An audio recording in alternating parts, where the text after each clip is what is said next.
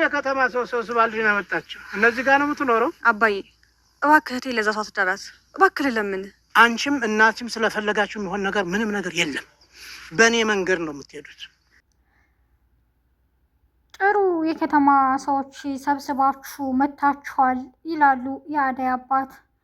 አባዬ እባክህን እህቴን ለማትፈልገው ሰው አትዳራት ትላለች ብርሃን።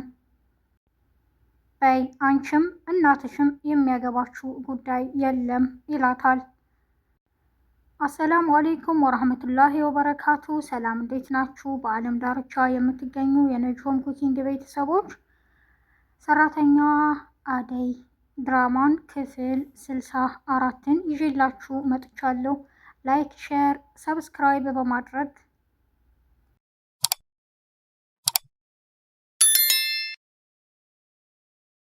እስከ መጨረሻው አብረውኝ ይቆዩ። ብርሃን እንግዲህ ዛሬ አባቷን አባዬ እባክህን አደይን እህቴን ለማትፈልገው ሰው አትዳራት እያለች ነው። አባትየውም አንቺም እናትሽም ስለፈለጋችሁ የሚሆን ነገር የለም ይላታል። ሊዲያም ከቤት ወጥታ ወንድሜ ልፈልግ ብላ ወጥታ ሄዳለች። ድንገት ስትዞር የአደይን አባት ታገኘዋለች። አንቺ ደግሞ ማነሽ ይሏታል። እኔ ሊዲያ እባላለሁ ትለዋለች። የአደይ ባልንጀራ ነሽ በማለትም ይጠይቋታል። አዎ ትላቸዋለች። እኔም ታውቂኛለሽ በማለትም ይጠይቋታል። አይ አላውቃችሁም ትላቸዋለች። እኔ የአደይ አባት ነኝ ይሏታል። በዚህ መሀል ብርሃን ድንገት ትመጣለች። ሊዱ እዚህ ምን ታደርጊያለሽ ትላታለች። እህትሽ ጥሩ የከተማ ሰዎችን ሰብስባ መጥታለች ይላታል። ብርሃን አሁንም አባቷን መማጸኗን ቀጥላለች። እባክህን አባቴ የእህቴን ሕይወት አታበላሸው፣ ሁሉም ነገር በአንተ እጅ ነው ያለው ትለዋለች። በቃ ሊዲያ ነይ እንመለስ ትላታለች። እንዴ ወንድሜስ ትላለች ሊዲያ። ነይ አሁን ቀጤ ትላታለች። የባርኮት እናት ወደ ለምለም በመደወል ባክሽ ነይ ቡናሽ ናፍቆኛል ትላታለች። ለምለምም እሺ ብላ ትሄዳለች። ቤት ድንገት ቤዛ ስልክ ስታወራ ኤላ ይመጣል። ቤዛም ደንግጣ ስልኩን ታስቀምጠዋለች። እንዴ ምን ሆነሽ ነው እኔን ስታይ ስልክ ደንግጠሽ ያስቀመሽው ይላታል። አይ አይደለም አውርቼ ስለጨረስኩ ነው ትለዋለች። እሺ ለሊ የት ሂዳ ነው በማለትም ይጠይቃታል። ለሊ ናኦል ደውሎላት ሂዳለች ትለዋለች። ኤላም በጣም ይናደዳል።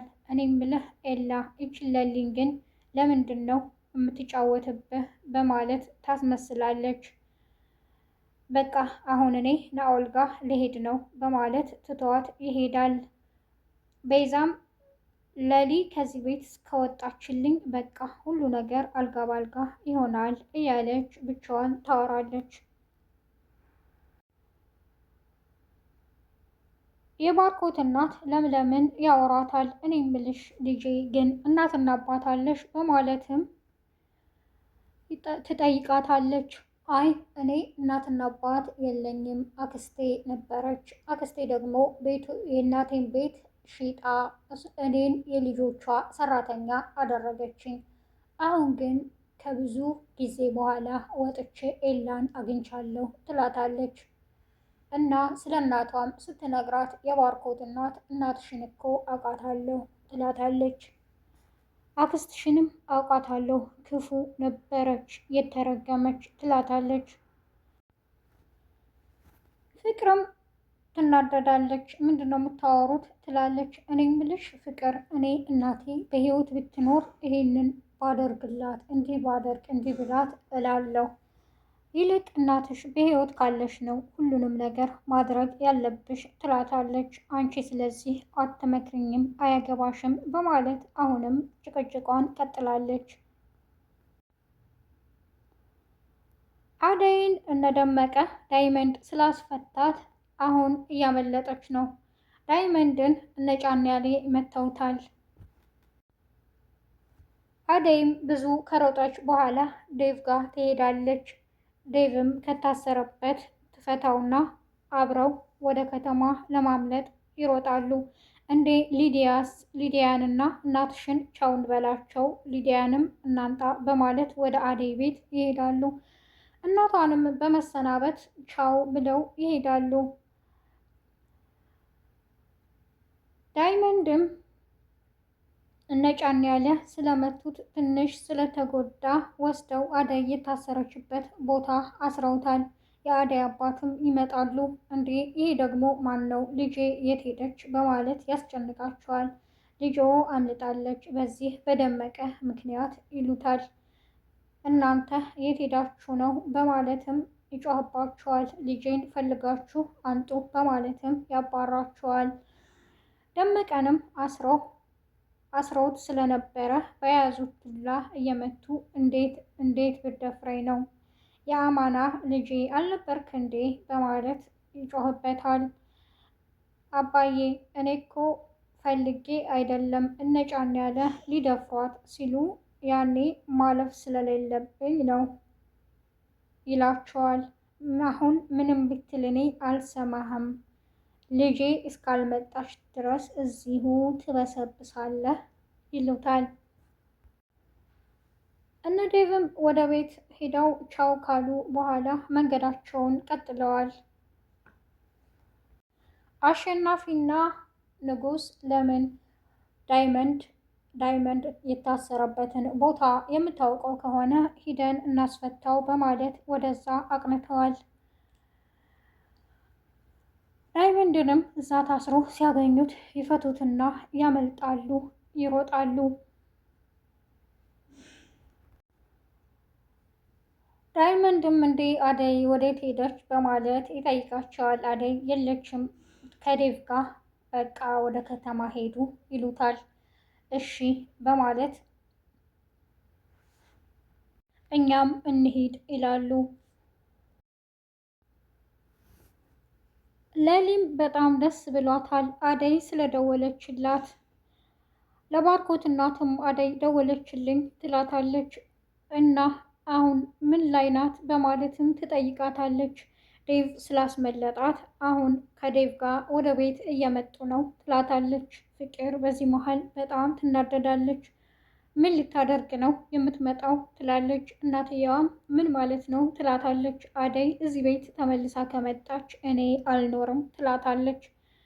እኔ እሄዳለሁ ከአባቴ ጋርም ትላታለች። መሄድ ትችያለሽ፣ መብትሽ ነው፣ ጥርግ በይ ትላታለች እናቷ። በቃ አሁን እንሂድ ብለው መንገድ ይጀምራሉ። ድንገትም ዳይመንድ እኔ ሮማንን ያለችበትን ሁኔታ ሰምቼ ዝም ብያት መሄድ አልችልም ይላል። ንጉስም እንዴ ደግሞ ማናት ሮማን? በማለት ይጠይቀዋል። ካለ ፍላጎቷ የተዳረች ልጅ ናት ይለዋል። ስለዚህ እሷን ደግሞ እጇንና እግሯን አስሮ ቤቷ ነው ያስቀመጣት። ስለዚህ እሷን ነፃ ሳላወጣ እኔ ወደ ከተማ አልሄድም ይላል አቶ ዳይመንድ። አሸናፊም አንተ ዝም ብለህ ሂድ፣ የእሷን ጉዳይ ለእኔ ተወው ይለዋል። እንዴት አቅም የለህም እስከዛሬ ለማስፈታት ይለዋል። እኔማ የታመመች እናት አለችኝ፣ በሷ እያስፈራሩኝ ነው ይላል አሸናፊ።